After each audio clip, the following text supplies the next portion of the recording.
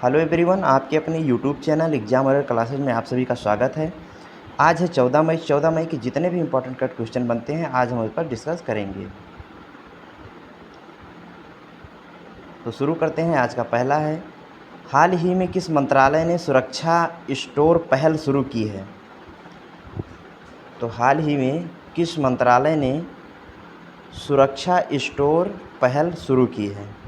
तो उपभोक्ता मामले, खाद्य और सार्वजनिक वितरण मंत्रालय ने इस योजना को शुरू किया है। अब इस योजना को शुरू करने का मतलब जो है वह उपभोक्ता मामले, खाद्य और सार्वजनिक वितरण मंत्रालय के तहत कार्यरत उपभोक्ता मामले के विभाग ने सुरक्षा स्टोर पहल लॉन्च की। इसे लॉकडाउन के दौरान नागरिकों के स्वास्थ्य और सुरक्षा के उद्देश्य से लॉन्च किया गया है। उपभोक्ता मामले के विभाग में किराना स्टोर स्तर पर कोविड-19 के प्रसार को रोकने के लिए एक टेक स्टार्टअप सेफ जॉब और सिकिफाई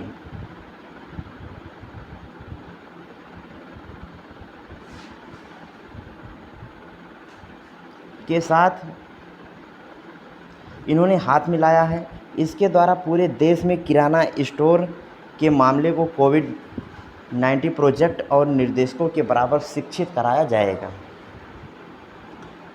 अगला है, हाल ही में राजकोषीय स्थिति में सुधार के लिए तमिलनाडु द्वारा गठित पैनल का प्रमुख कौन है?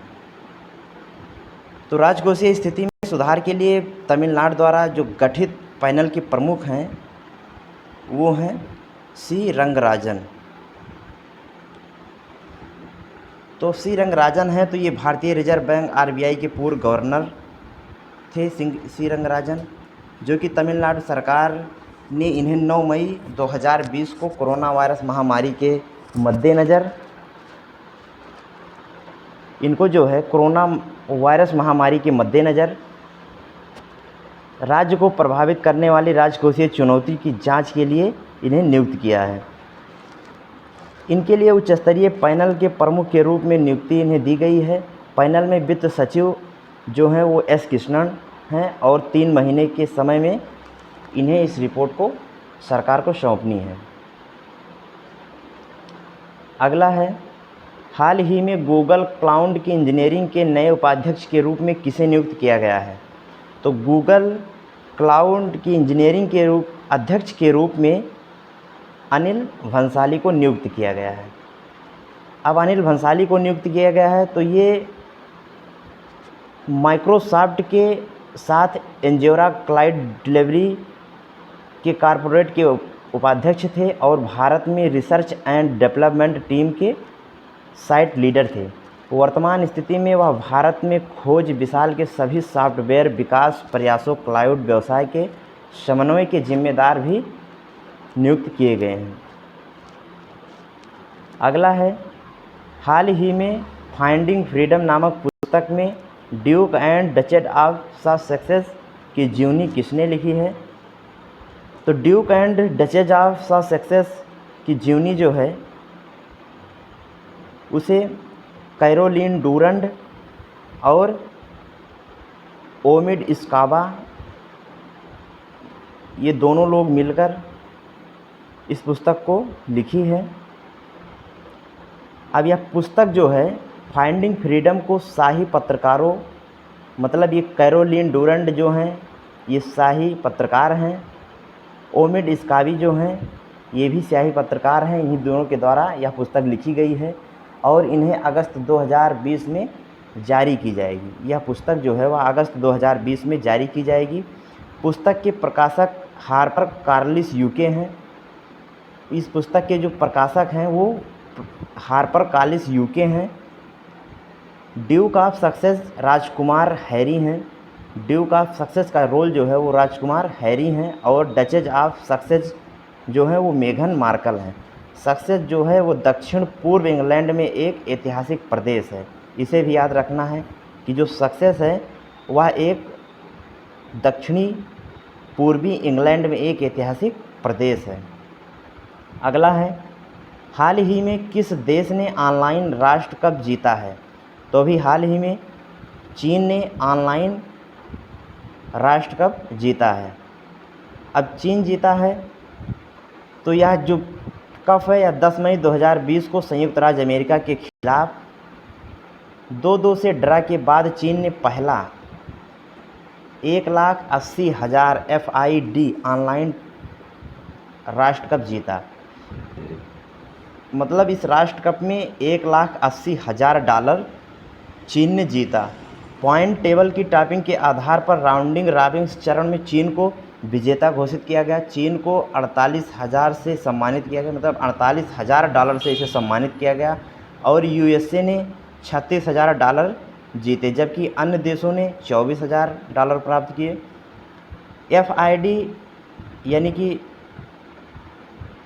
फेडरेशन इंटरनेशनल डे ई चेक्स, FID का फुल फॉर्म है फेडरेशन इंटरनेशनल डे ई चेक्स, या अंतर्राष्ट्रीय शतरंज संघ के रूप में जाना जाता है। इसकी स्थापना जो है 1924 में पेरिस में स्थापना इसकी जो है वह 1924 में हुई थी, जो कि पेरिस में हुई थी। पेरिस कहाँ है? फ्रांस में है। इसका मुख्यालय जो है वह स्विट्ज़रलैंड के लुसाने में है। मुख्यालय जो है इसका वह स्विट्ज़रलैंड के लुसाने में है। लुसाने में है। और इसके वर्तमान में FIDI के अध्यक्ष जो हैं वह ड्यूकोरविच आर्कडी हैं। नाम थोड़ा कठिन है, फिर भी याद रखना, ड्यूकोरविच आर्कडी। तो अगला है, हाल ही में किस मंत्रालय ने NIT तिरुचिरापल्ली में एक सुपर कंप्यूटर की स्थापना को मंजूरी दी है? किस मंत्रालय ने तिरुचिरापल्ली में एक सुपर कंप्यूटर की स्थापना की मंजूरी दी है? तो विज्ञान और प्रौद्योगिकी मंत्रालय ने इसे स्थापित करने की मंजूरी दी है। तो वह विज्ञान और प्रौद्योगिकी मंत्रालय ने राष्ट्रीय उद्योग संस्थान NIT तिरुचिरापल्ली को 17 करोड़ रुपए की लागत से अत्याधुनिक सुपर कंप्यूटर की मंजूरी दी है। संस्था को भारत सरकार ने राष्ट्रीय सुपर कंप्यूटिंग मिशन का हिस्सा घोषित किया है। NMS को इंजीनियरिंग और प्रौद्योगिकी संस्थानों को उच्च प्रदर्शन कंप्यूटिंग की क्षमता के साथ सक्षम बनाने के उद्देश्य से इसे बनाया गया है, जिसका उपयोग बहुस्तरीय गहन समस्याओं को समाधान के लिए किया जाएगा। उन्नत कंप्यूटर के विकास के लिए केंद्र जो है वह पुणे लगभग 200 करोड़ रुपए की अतिरिक्त लागत के साथ इसे 200 करोड़ रुपए 200 करोड़ रुपए के अतिरिक्त लागत के साथ इस NIT सुपर कंप्यूटर की स्थापना की जाएगी वहाँ।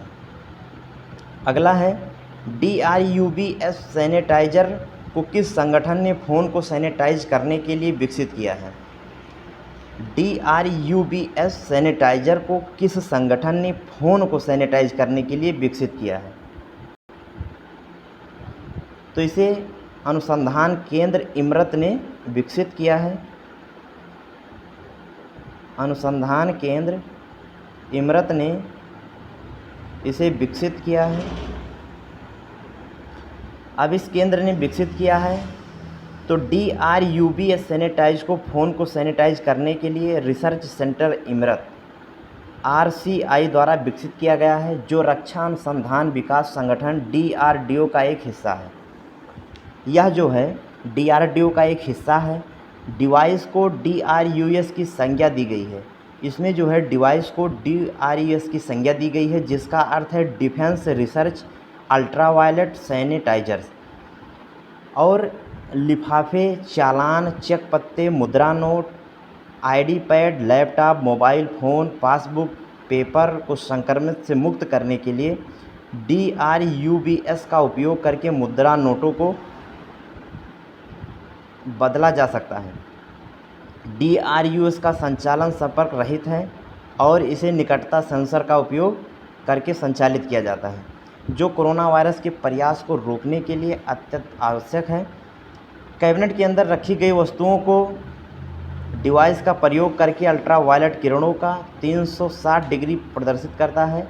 सैनिटाइज ऑपरेशन के बाद डिवाइस स्लीप मोड में चला जाता है और ऑपरेटिंग को मशीन के पास इंतज़ार करने या खड़े होने की आवश्यकता नहीं होती है इसमें। अगला है राष्ट्रीय प्रौद्योगिकी दिवस 2020 का विषय क्या है। अभी हाल ही में राष्ट्रीय प्रौद्योगिकी दिवस मनाया गया, तो इसका विषय क्या है? तो इसका विषय जो है वह रीस्टार्ट है। राष्ट्रीय प्रौद्योगिकी दिवस 2020 का विषय जो है वह रीस्टार्ट है, जो कि मोस्ट इम्पॉर्टेंट है। इसे याद रखना, ये वेरी इम्पॉर्टेंट है। अब यह विषय जो है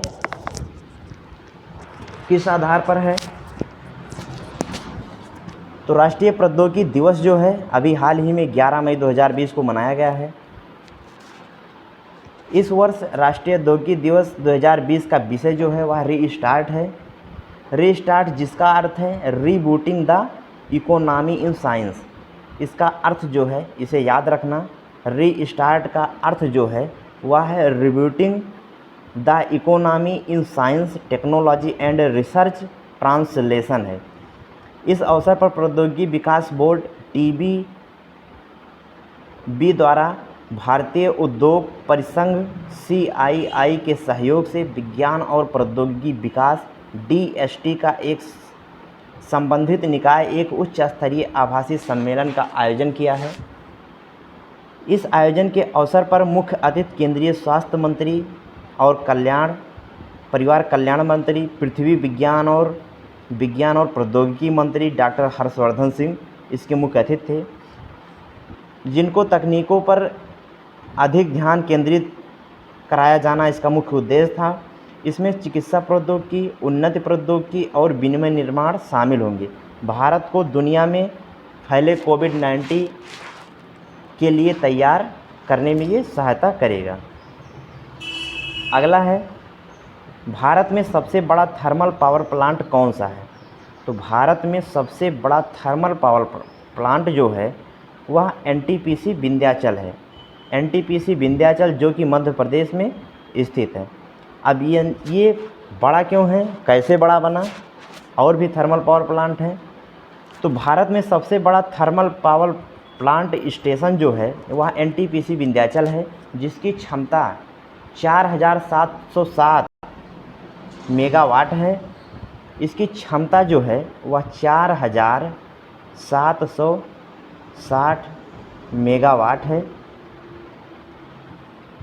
और यह तापीय बिजली घर मध्य प्रदेश में विंध्याचल, ओडिशा में तालचर कन्या और छत्तीसगढ़ में सीपत। तो जो उड़ीसा का है इसकी 3000 मेगावाट क्षमता है और जो छत्तीसगढ़ में सीपत है इसका 2980 मेगावाट 100% उत्पादन क्षमता में काम करते हैं ये। इससे पहले 13 अप्रैल 2020 को विंध्याचल बिजली घर जो है 100% PLF हासिल करने में सफल रहा था। उपलब्धि कोरोना वायरस महामारी के मद्देनज़र लॉकडाउन के दौरान असाधारण कार्य क्षमता को स्टब क्षमता उपयोग को प्रदर्शित करती है। प्लांट पर लोड जो है वो फैक्ट्री को विशिष्ट समय के लिए संयंत्र क्षमता उपयोग की डिग्री के रूप में परिभाषित करता है और यह बिजली संयंत्र के प्रदर्शन मापदंडों से भी एक है। PLF सीधे संयंत्र के राजस्व के लिए अनुपातिक है। यदि इसे PLF अधिक है तो संयंत्र में अधिक राजस्व होगा और उत्पन्न ऊर्जा की प्रति इकाई किलोवाट घंटा लागत कम होगी इसमें। अगला है हाल ही में किस संस्था ने पहली स्वदेशी एंटीबॉडी आधारित परीक्षण किट विकसित की है? तो अभी हाल ही में NIB पुणे ने पहली स्वदेशी एंटीबॉडी आधारित परीक्षण किट विकसित की है। अब पुणे जो है वो भारतीय आयुर्विज्ञान संस्थान परिषद ICMR द्वारा इंटरनेशनल यानी कि national institute of virology NIB ने कोविड-19 की एंटीबॉडी का पता लगाने के लिए स्वदेशी IgG एलिसा टेस्ट कोविड कवच एलिसा को विकसित किया है।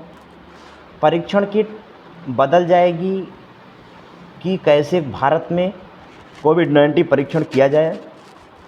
उच्च सटीकता और संवेदनशीलता को विभिन्न स्थानों तक स्थापन चरण के दौरान परीक्षण किट द्वारा जो है यह प्रदर्शित किया जाएगा। किट का उपयोग करके लगभग 90 नमूने का परीक्षण 2.5 घंटे में किया जा सकता है।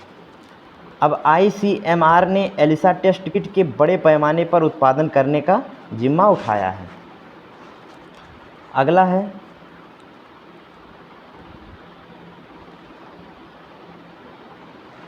तो ये रहा दोस्तों वीडियो।